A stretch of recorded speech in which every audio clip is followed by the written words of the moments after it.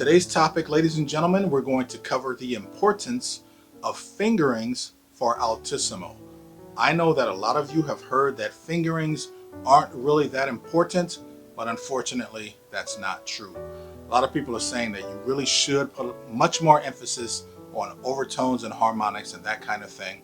I'm going to take the opportunity in this video to explain why people say that, what it is that they mean when they say that, and we're going to cover the importance of fingerings for Altissimo.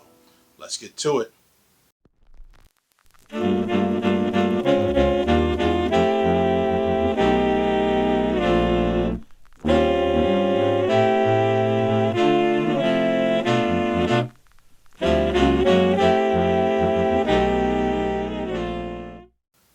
Before we get started, ladies and gentlemen, I want to take this opportunity to explain to you how a saxophone actually works.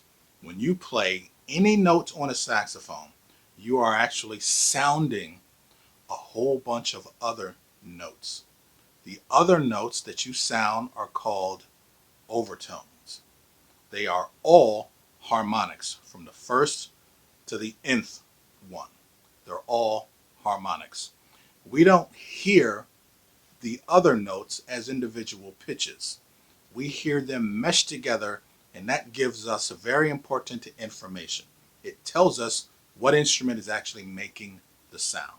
So the harmonic spectrum of any instrument tells us what instrument is actually being played. If you hear a middle C on tenor, your brain goes tenor saxophone. That works for flute, alto, clarinet. It works for a snare drum. It works for anything that basically makes a sound, with the exception of a sine wave. A sine wave has no harmonics, and you cannot tell what instrument or what thing is actually making the instrument because it has no harmonic color. Every note has a certain type of weight, or what we call pressure, to it. How much energy do I have to put into the saxophone just to get that note to speak? Whether it's a low note or a high note, doesn't matter. How much pressure? Every single note, that pressure is a little bit different. We have a magic pressure differentiating button on our saxophone that we call an octave key.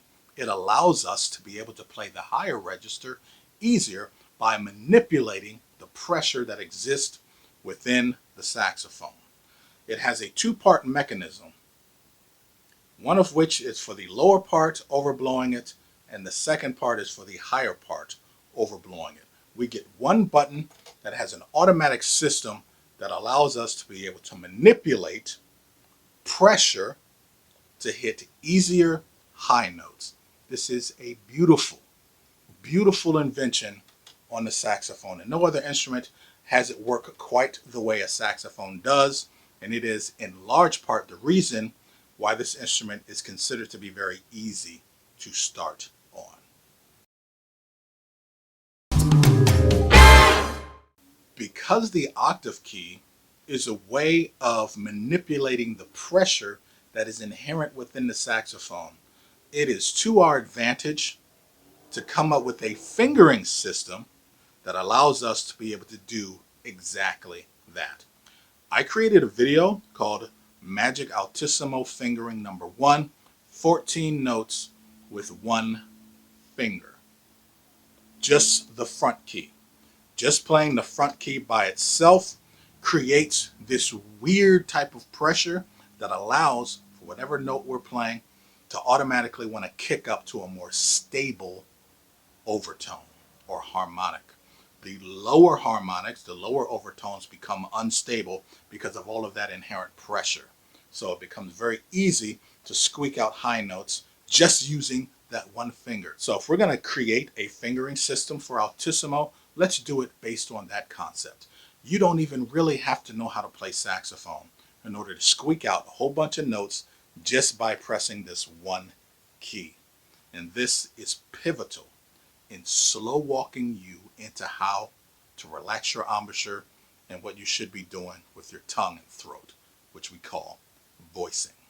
All right, you need to know virtually nothing about those in order to get that to happen. Another fingering, Magic Altissimo Fingering Number 2, is what I call a split F. Just like middle F, but you lift the two finger. And the other one is the high F sharp key. It's one of the big reasons why I'm a huge fan of the high F sharp key, because it's a great way of just creating this weird amount of pressure that allows you to be able to hit higher notes easier without having to think about voicing too much and with doing very little with your embouchure. Subtle, tiny changes to get maximum results.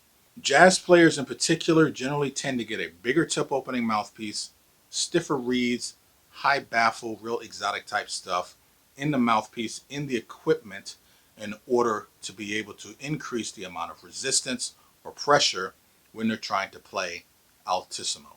And this is a good sign that you don't really know what you're doing. If you can't get a low tip opening mouthpiece with medium strength reeds and play altissimo, I can promise you you're doing it wrong. And ultimately, you're going to wind up still using way too much embouchure pressure, and you are going to absolutely positively overdo it with voicing.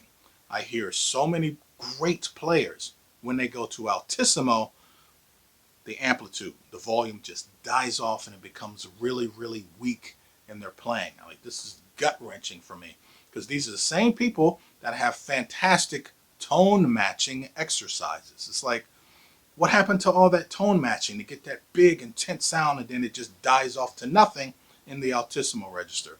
So, in my opinion, and this is definitely related to my altissimo book, I got Magic Altissimo Fingering number 1, a bunch of fingerings there.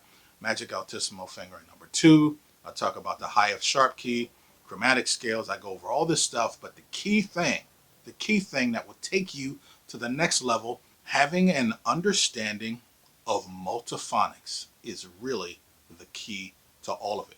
Because without doing anything different to your embouchure or your voicing, you can get all these upper harmonics to come out with the proper volume or amplitude. Let me play something for you real quick. The very first note that I learned, at least from Attune Today, was a B natural.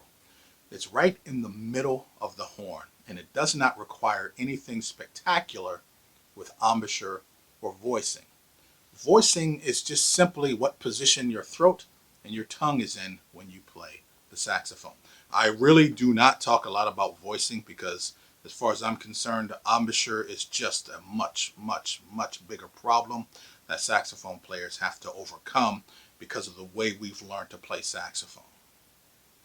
Voicing is pretty much the last thing, and by the time you get to voicing, you pretty much already know it. At least with the way that I teach, I'm slow walking you through all the embouchure changes in this really micromanaged way, to where you have no choice but to start adjusting your voicing appropriately.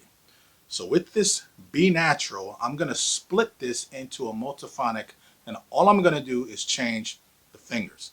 I'm not going to do anything with my embouchure or my tongue position or throat or any of that. Airspeed, nothing. I'm going to change nothing.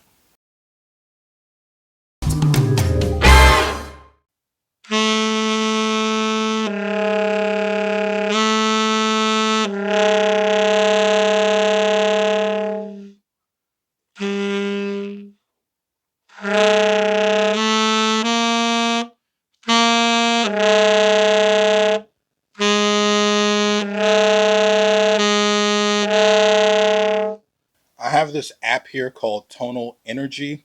It will allow us to be able to see these harmonics written out. I'm going to use a bis B flat because the embouchure pressure, the voicing is exactly the same when I go to the multiphonic.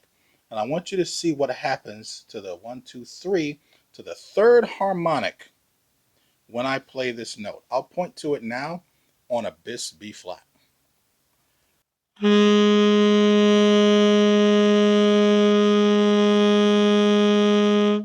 Now watch what happens when I play that note and I switch to the multiphonic. Watch what happens to that spike. The longer that spike is, the higher the volume.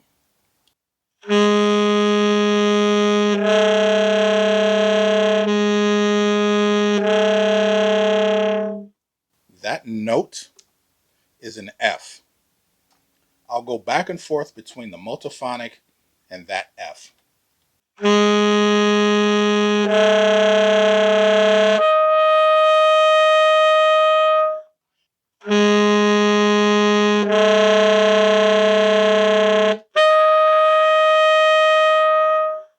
I'm using almost the same embouchure, almost the same voicing, just to get that note to come out. Now that F, that is equivalent to our palm F, but I'm not using the palm key fingering. I'm going to show you a fingering for that. And this fingering is chock full of the amount of resistance that we need in order to get this playing higher to be very easy. Okay, let's take a look. The alternate fingering that I'm using for palm F is 1, 2, 4, and 5. This, with my embouchure and my voicing, is very, very similar to the multiphonic. The multiphonic fingering is 1, 3, 4, and 5. It is just like low E with the 2 finger up. I am not using the octave key for the multiphonic. So here's the bis B flat to the multiphonic to the high F alternate fingering.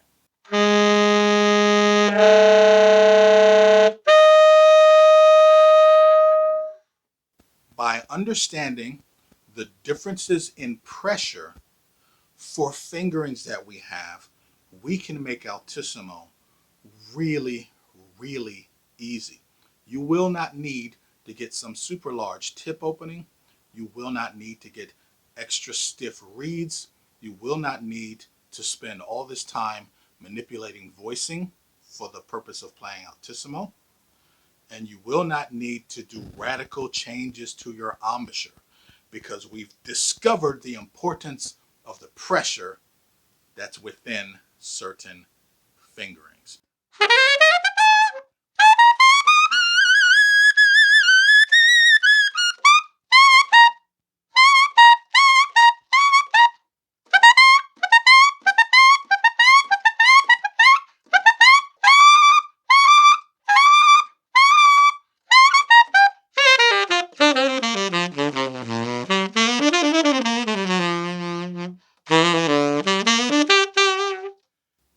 Piece of cake, man. Okay. Obviously, ladies and gentlemen, I have my tenor saxophone Altissimo book that is available as a digital purchase. I will post a link in the description below. Thanks for tuning in, ladies and gentlemen. I do have those reeds reviews coming up, cheap reeds and expensive reeds. So thanks for tuning in. That's all I got for you. See ya. There you go. See ya.